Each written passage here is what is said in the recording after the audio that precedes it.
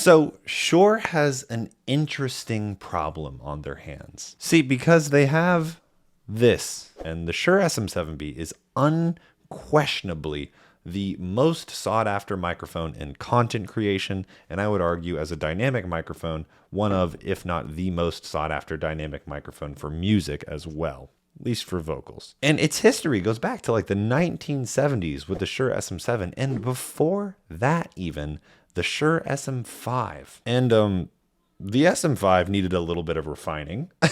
So throughout the entire 20th century, the SM7B continued to rack up a ton of different accolades. We all know Michael Jackson, but James Hetfield is a huge user of this microphone. The Red Hot Chili Peppers, Anthony Kiedis. And those are just the ones that come to the top of my head, but odds are, if you're a recording artist, a vocalist, you've probably dealt with the SM7B at some point. But by the 21st century, a new kind of use case began to evolve for the SM7B, and that is the world of content creation. Suddenly, you began to see the SM7 like everywhere, in live stream, in every wannabe YouTuber's bedroom, like mine. Everywhere that you saw a camera and a decent budget, you started seeing the SM7, and this is where the problem begins to show up. You see, the SM7B has some hardware constraints that make it just a little bit more difficult than the average microphone. The gain needed to power this microphone to a volume level that most people consider to be adequate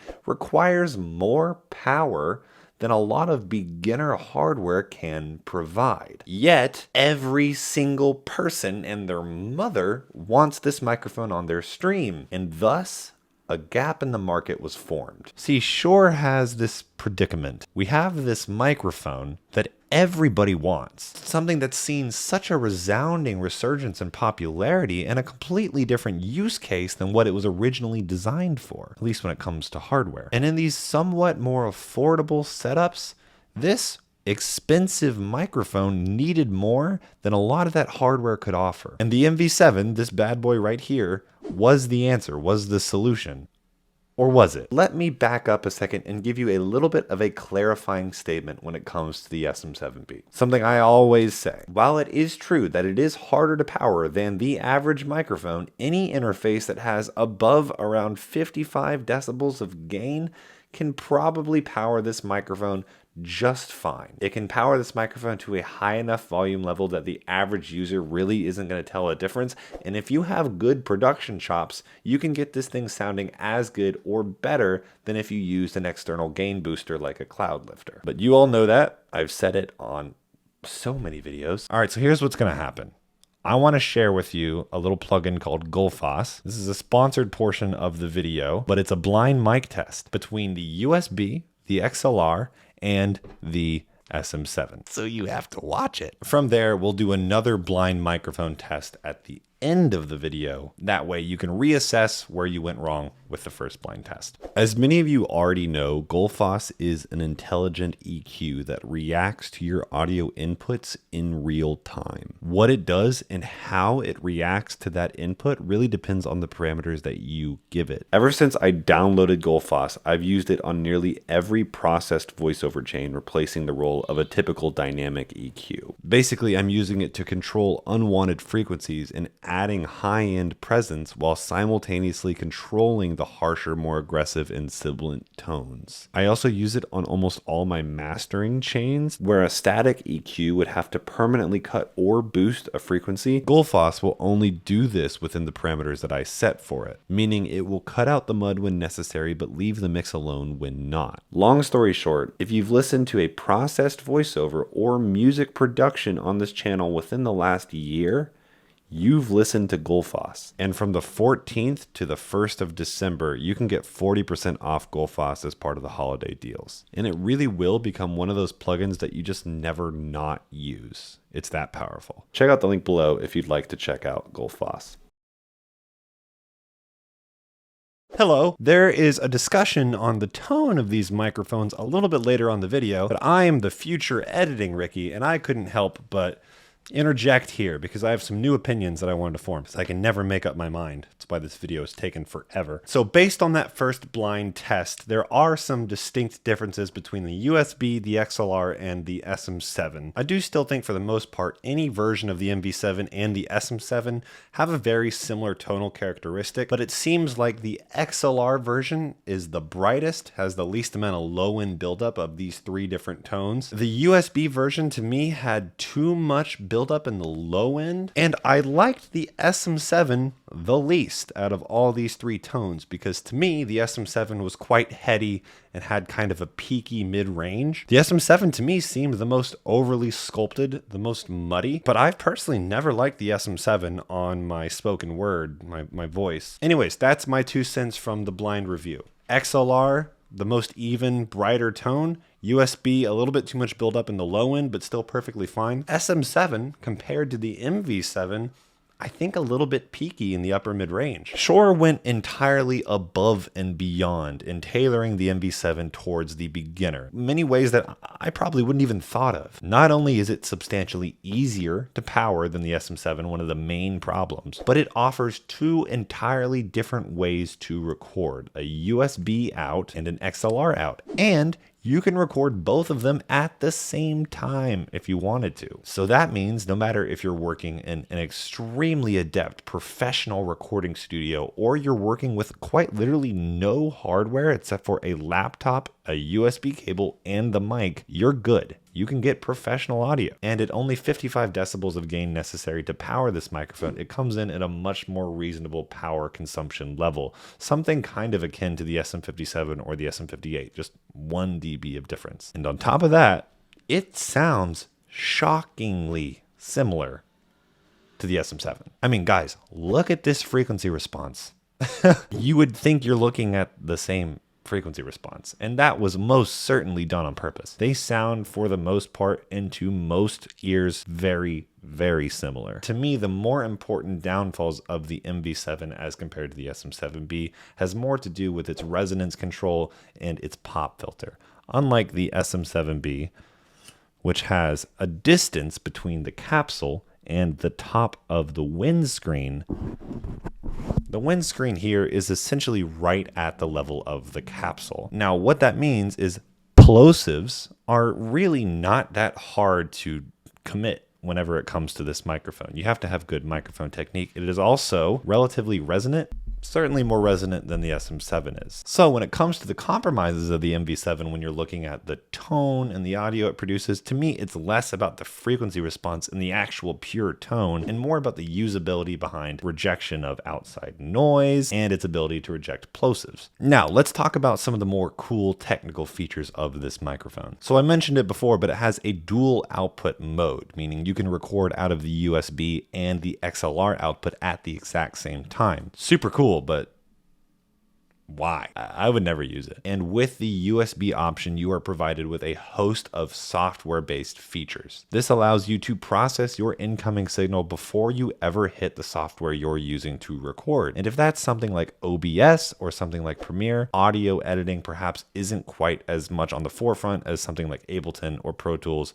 or something that an audio engineer might need, but a streamer and a content creator, well, that might be useful. That being said, I was not a huge fan of the software. Let's go to my little discussion and demonstration of it now. This angle is bad. I got to figure out another angle for this. All right, let's go. So I wanted to quickly go over the software that comes with the MV7. To be quite honest with you, I'm not in love, but then again, I'm not in love because I'm used to a DAW, something that has much more control than you're getting with this software. You can do things like auto leveling, that way you're not going to clip as easily if you're not used to setting up your gain properly. And then if you go into the manual mode, we get a little bit more complicated of things to play with, but not really. We don't really know what we're doing with the EQ curve. We do know we have a high pass, we do know we have a presence boost, and we do know that we have a high pass and presence boost, but we don't know what frequencies we're dealing with here. And that same sort of oversimplification is present pretty much everywhere. The compressor is just light, medium, and heavy. Let's see what heavy sounds like. So here's heavy compression. You don't really know what's going on, and you also have an onboard limiter. That way you don't clip. But as you can see here, manual mode or any of the modes in this sort of Shure Plus motive software are not complex enough to get really into the nitty-gritty with, and I would do all of this stuff from a DAW anyways. But that being said, this microphone isn't necessarily targeted towards me. This is more targeted towards people that need good audio, but don't need to know the complexities behind what makes audio good. You also have some LED light behavior. You can have night mode, which makes the LEDs just a little bit more dim, and live mode, which is what I'm using now to show you live monitoring levels on the microphone itself. Software is just a little bit too dumbed down for me. Probably going to work very well for people that, you know, don't want to touch a DAW though. Another thing that I'm noticing with this microphone, like my nose sounds. That's some intense nose sounds. Anyways, let's keep going. Also, quick note when it comes to the touch controls on the MV7, I didn't find them to be the most responsive. The mute button and the button that switches from the headphone monitoring and the gain levels, those are completely fine. But the fader in the middle that controls the gain levels and the headphone monitoring, I didn't find it to be very accurate. You can see in this clip, I had to struggle and swipe many times in order to get just an incremental level of volume increase. Not really that big a deal, but might be annoying on the go. This is also only a problem for the USB side, because if you're using the XLR, these controls are actually turned off. So in a lot of ways, the MV7 is everything you could ask for in a cheaper version of the SM7B. It delivers on all aspects of what makes a Shure SM7 a Shure SM7, but doing so at a cheaper price, and an easier to run platform and design, and more usability, and a very similar tonal profile. But here's the but, and it's more of a but about you than it is about the microphone. Because if I could make an assumption, you still want this. I know you do, because I do too.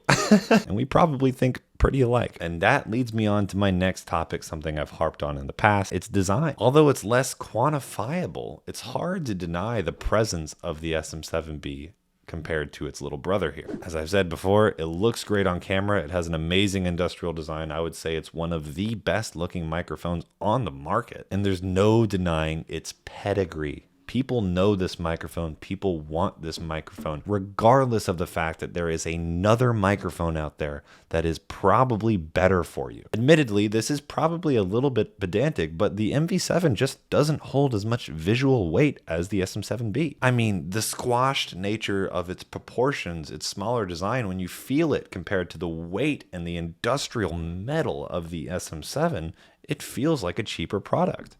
And it is. You see where the compromises start to show themselves. And also, sure, nice job on putting that logo right where every camera's going to see it. Just couldn't help yourself. You don't see this logo on any other Shure product because this is the one that's meant to be on camera. So you could have your YouTube channel sponsored by Shure, whether you wanted to or not. Look, I mean, are these the most important things about a mic? Absolutely not. But you know, there's a reason there is a lot of affordable SM7 clones out there that are just going under different brand names, some of them huge like Universal Audio, that are coming in at around the same price point as the MV7. Because quite honestly, some of these other microphones nail the industrial design better than the MV7 does. And I don't even think that this discussion should hold too much weight in your decision making. This is more me analyzing you and why you are still going to want to buy this for more money, even though I've just described to you why this one probably would work better for you. We think emotionally as consumers. We think about things that are less quantifiable. We want to buy objects that make us have a sense of accomplishment. I've said this before, but when you speak into an SM7B as compared to an SM57 or the MV7, you feel like what you're saying is more important. You're validating your craft by purchasing a more expensive item. We all do it. And when you think about how desirable the SM7 is, when you think about the pedigree it has, well, quite frankly, I think a lot of creators out there, a lot of audio engineers out there, a lot of musicians out there are probably just going to want to buy the more legendary product. And I think part of that is just because the alternative product really didn't nail the design aspect of the product. And hey, if you disagree with me, prove me wrong and buy the MV7 because you're the logical one of the two of us, of the thousands of us. But we all know that most of us are not those people. Otherwise, you would just get an XM8500. And as promised, here is the blind test between the USB XLR and the SM7. What do you call a pig that does karate? A pork chop. What do you call a pig that does karate? A pork chop. What do you call a pig that does karate? A pork chop. How do you fix a cracked pumpkin? With a pumpkin patch. How do you fix a cracked pumpkin? With a pumpkin patch. How do you fix a cracked pumpkin? With a pumpkin patch. Okay folks, hope that was helpful. Thanks to Gullfoss for sponsoring this video. Check out the MV7 if you are logical. Buy the SM7 if you are not. If you'd like, you can work on a project with me by emailing me at realaudiohaze@gmail.com. My Instagram is right here. Bye.